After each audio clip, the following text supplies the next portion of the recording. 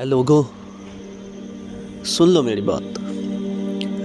یہ جو گناہ ہوتا ہے نا، یہ کانٹے کی طرح ہوتا ہے، مسلسل دل میں ایک چبھن سی پیدا کرتا رہتا ہے۔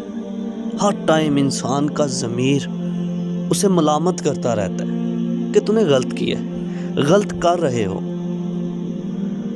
یہ گناہ انسان کو ہر ٹائم پریشان رکھتا ہے۔ انسان کو سکون کیوں نہیں مل رہا؟ کیونکہ وہ گناہ نہیں چھوڑ رہا۔ گناہ چھوڑے گا تو سکون ملے گا۔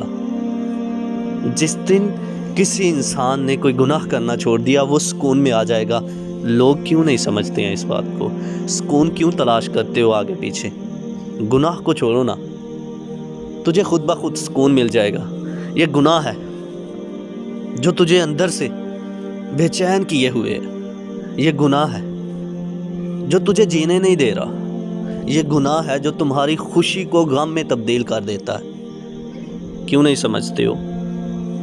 چھوڑو نا اس کو، تجھے خود ہی سکون ملے گا۔